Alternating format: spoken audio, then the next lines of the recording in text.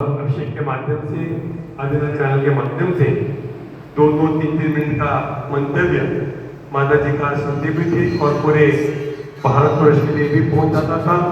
आइए पूज्य माता जी के चरणों में निवेदन करके आज की मंगल उपदेश को ग्रहण करते हैं। परमपिता परमेश्वर का ध्यान करेंगे। ओम नमः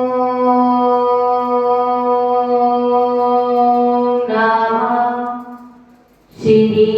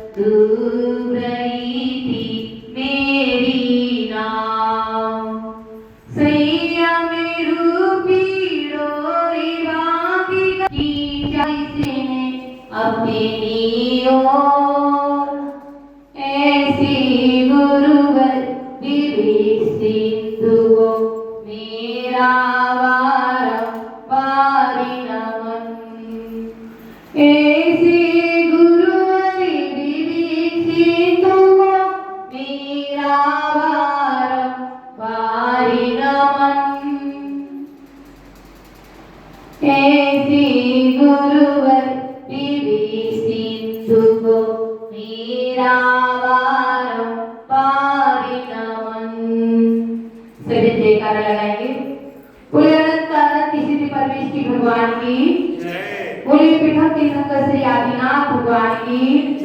बोलिए श्रावस्ती को धन्य किया 1008 श्री सभानाथ भगवान की। 1008 श्री छत्तापुर भगवान की। 62 गढ़ों से पूज्य श्री वासुदेव भगवान की। परम सुखदाता श्री शांतिनाथ भगवान की। शनि ग्रह निवारक अष्टग्रह निवारक श्री मुनीश्वरनाथ भगवान की।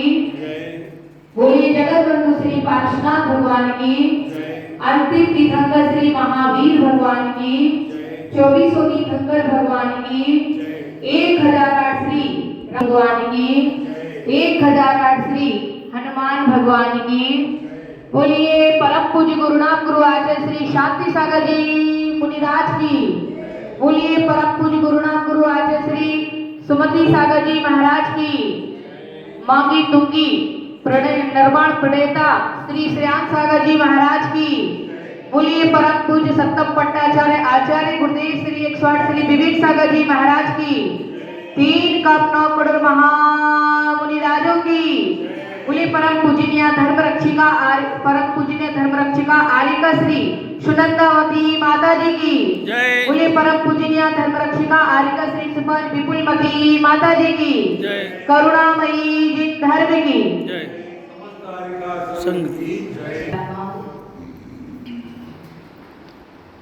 संसार में अनेक चीजों से हम पार होने का सहारा ढूंढते हैं।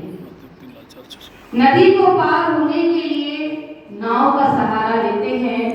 समुद्र को पार करने के लिए जहाज का सहारा लेते हैं और आसमान की दूरी को नापने के लिए विमान का आसरा लेते हैं और इस धरती पर थल की दूरी को नापने के लिए वाहन का सहारा लेते हैं। संसार से दुखों का निवारण करने के लिए हम जिनेन्द्र देव की भक्ति का सहारा लेते हैं और जीवन को जीने के लिए हम परिवार का सहारा लेते हैं। भूख को मिटाने के लिए भोजन को हम सहारा बनाते हैं और प्यास को मिटाने के लिए पानी का सहारा ढूंढ लेते हैं, एक ना एक आधार हम ले लेते हैं और उस आधार से अपना जीवन चलाते हैं। उसी तरह मेरा भी आधार है जीने का तीर्थों की वंदना। सोचा है कि वृद्ध अवस्था आए उसके पहले पांव हाथ जब तक चल रहे हैं, जब तक शरीर में शक्ति है, जब तक तीर्थों की वंदना कर ली जाए, क्योंकि बुढ़ापे में शक्ति नहीं बचती है, आयु कर्म का कोई भरोसा नहीं है। जहां जहां से भगवान मोक्ष गए हैं, जहां जहां से तीर्थंकर भगवान, चक्रवर्ती, बलभद्र आदि, मुनिराज आदि मोक्ष गए हैं, उन पवित्र स्थानों का हम दर्शन करके अपने जीवन को सफल बनाएं। क्योंकि इस कलिकाल में, इस पंचम काल में अभी हम सभी मोक्ष नहीं जा सकते हैं, लेकिन जो मोक्ष गए हैं, जो सिद्ध अवस्था को प्राप्त हो गए हैं, उन सिद्ध भगवानों की सिद्धता का दर्शन करके हम अपने जीवन को धन्य बना सकते हैं। देखिए, स्वर्ग की सीढ़ियां नहीं बनाई गई हैं, सोने में सुगंध नहीं की गई है। स्वर्ग की सीढ़ियां नहीं बनाई गई है, सोने में सुगंध नहीं है। उसी प्रकार मोक्ष जाने का रास्ता किसी को दिखाई नहीं देता, लेकिन मोक्ष की व्यवस्था ऊपर है और किसकी बुरे कर्मों की सजा नीचे बनाई गई है। अच्छे कर्मों की सजा अच्छी है, जो ऊपर है अच्छा फल है, जो ऊपर की ओर है, और जो बुरा फल है वह नीचे की ओर है। तो देखिए, प्रकृति की व्यवस्थाएं बहुत अद्भुत है। आपने कभी सोचा कि बादाम रखने की व्यवस्था बहुत मजबूत बनाई है प्रकृति ने, उसका खोल भी बहुत मजबूत दिया है, क्योंकि बादाम कीमती है, अखरोट कीमती है, काजू कीमती है। जितनी कीमती चीजें हैं उनकी परत पे परत मोटी है, लेकिन गेहूं की परत तो बिल्कुल, जबकि सबसे ज्यादा प्रिय क्या है? गेहूं ज्यादा उपयोग में आता है। पानी और गेहूं हर जगह उपलब्ध हो जाता है, लेकिन जो महंगे ड्राई फ्रूट आदि हैं वो हर जगह उपलब्ध नहीं होते। वे अनेक ऐसे स्थानों पर होते हैं, उनकी जगह ही अलग होती है। ऐसे ही सोना भी हर जगह नहीं होता है, कहीं विशेष जगह पर होता है। और हीरे की बात करें तो हीरा तो कोयले की खदानों में होता है, जहाँ कोई सोच नहीं सकता कि कोयले में हीरा मिलेगा। उसी प्रकार इसे कली काल में भी आत्मा में परमात्मा बनने की शक्ति है। इतने सारे मिथ्या दृष्टि जीवों के बीच में एक ना एक कोई सम्यक दृष्टि मिल ही जाएगा, वही तो कोयले की खदान में हीरा कहलाएगा। इतने सारे जीव हैं, कुछ जीवों की भविष्यता ऐसी है कि वे मोक्ष जाने का पुरुषार्थ करते हैं। सभी जीव नहीं करते मोक्ष जाने का पुरुषार्थ, चाहते तो सभी है सो, और दुख से भयभीत है, लेकिन मोक्ष जाने का रास्ता हर किसी को नहीं सुहाता। क्यों नहीं सुहाता? क्योंकि कठिनाई का है, छोड़ने का है। जहाँ छोड़ने की बात आती है, व्यक्ति का चेहरा फीका पड़ जाता है। तो संसार की यह अवस्था है कि जब हम कोई बड़े मार्ग पर जाते हैं तो कठिनाइयों का सामना करना पड़ता है। तीर्थों की यात्रा करने से आत्मा स्वयं तीर्थमय हो जाती है। और तीर्थ को धाम भी बोलते हैं। तीर्थ को क्या बोलते हैं? धाम। धाम मतलब जहाँ पर व्यक्ति थक गया है, अब यहाँ उसका परिभ्रमण रुक गया है, थक जाना ही धाम है। तो ऐसे धाम के दर्शन इसलिए कर रहे हैं कि हम भी एक लक्ष्मी को प्राप्त करें, हम भी उस धाम को प्राप्त करें, सिद्धों की आराधना करके। आज हम अपने प्रसन्नता को कैसे व्यक्त करें? माँ की कुंजी में आकर के हृदय तो गदगद हो गया। कैसे गदगद हुआ? तो शब्दों से, कुछ शब्दों से बयां करते हैं। सबसे पहले तो पहाड़ी अति रमणीक, दो शिखर वाली, अति ही रमणीक, अति ही सुंदर, अति ही भव्य। ऐसा लगता है जैसे सिद्धों का खूब बड़ा महल बना हो, उसमें जाकर के हम दर्शन करने जाए। फिर यहाँ पर पारसनाथ भगवान की भव्य जिनालय, इतना सुंदर जिनालय, अति प्राचीन मंदिर है कि कितने वर्षों पुराना, जिसका कोई पता नहीं है, यहाँ की पूजन भक्ति आराधना दे करके आंखें धन्य हो गई, हृदय प्रसन्न हो गया।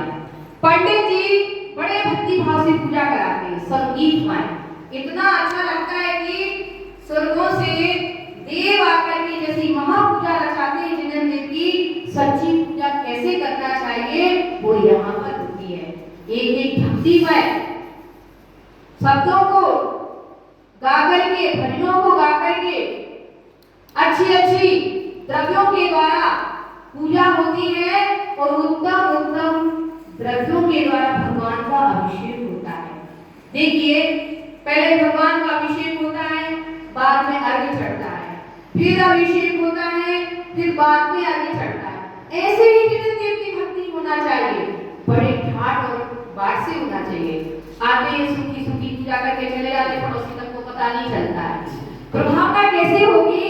प्रभावना के लिए गाने से, बाजे से, नृत्य से, सामग्री से सब समूह में इकट्ठा होकर के स्वयं लगना, दूसरों को लगाना और दूसरों को लगने की प्रेरणा देना और प्रेरित करना, यही तो भक्ति है। अपने यहाँ पर जब हम अर्घ्य चढ़ाते हैं, ओम प्रियवंशी भाव पूजा, भाव वंदना, त्रिकाल पूजा, त्रिकाल वंदना क्यों कहते हैं? क्योंकि एक भाव पूजा ही द्रव्य पूजा और भाव पूजा, द्रव्य तो सामने है लेकिन भाव नहीं होंगे तो द्रव्य भी कुछ नहीं कर पाती, दोनों ही जरूरी है। तो द्रव्य और भाव पूर्वक की गई पूजन ही कल्याणकारी है, बड़ी सुखद है। यहाँ की पूजन और भक्ति दे करके हमारा हृदय बहुत आनंदमय हो गया। अति मैं तो यहाँ पर जब भी आती हूँ और मंदिर में आकर के मैं शांति से बैठ जाती, पहले सुनती हूँ कि देखो कितनी अच्छी पूजा हो रही है, क्योंकि पूजन करने से महाविभूति की प्राप्ति होती है। अलौकिक विभूति की प्राप्ति जो व्यक्ति जिन्हें देव की अष्ट द्रव्य से पूजन करता है, वह व्यक्ति नाना तरह के सुखों को प्राप्त करता है। और जो जितनी भक्ति से पूजन करेगा, जितनी भक्ति से उत्तम उत्तम द्रव्यों से पूजन करेगा, वैसे उसके घर में उत्तम उत्तम वस्तु के ढेर लग जाएंगे और वैसे ही उसके जीवन में वो पूजन करने वाला एक दिन स्वयं पूजक बन जाएगा। पूजन करने वाला कौन बन जाएगा? एक दिन स्वयं पूजक बन जाएगा। सिद्धों की आराधना करने से जीव स्वयं सिद्धमय बन जाता है, उसके सारे कार्य सिद्ध हो जाते हैं। मैं तो पंच परमेश्वरी भगवान से यही प्रार्थना करते हैं कि सिद्ध भगवान मेरे सारे कार्यों को सिद्ध करें और मुझे मुक्ति रूपी लक्ष्मी देवे मेरा कल्याण करें। बोले पंच परमेश्वरी भगवान की। और हाँ, जनों का भाषण भी बहुत अच्छा मिला। हमारी माता जी सुनंदावती माता जी तो ऐसी लगती है जैसे हमारी माँ हो और ठुक ठुक करके आशीर्वाद देती है, प्रेम से मुस्कुराती रहती है। सबका खूब आशीर्वाद मिला, सब माता जी हरों का। सब जनों ने ऐसा नहीं लगा कि हम बाहर आए हैं, ऐसा लगा कि हम तो अपने में ही आए हैं। और सबका खूब आसन मिला, सबका खूब स्नेह मिला, सब लोगों ने खूब साथ दिया। और हम फिर आएंगे कर्नाटक, बाहुबली सब दर्शन करके दोबारा जब हम एमपी तरफ आएंगे तो हम मांगी तुंगी जरूर आएंगे, क्योंकि हम मांगी तुंगी बाबा से कह दिया पर पहाड़ पर दोबारा बुलाना और अच्छे से मजा करके अभी तो हमने आठवीं गली में 108 करके जाए, ये सोचना है। मतलब ये भावना है कि 108 करें, इच्छा है, लेकिन अगर इच्छा है तो जरूर होगी। अगर रखी है 1-2 साल में हो ही जाएगी पूरी, तो मैं चाहती हूँ कि भगवान हमें दोबारा बुलाए, मांगी तुंगी सिद्ध चेत पर मेरी आत्मा का कल्याण कर। बोले पंच परमेश्वरी भगवान की।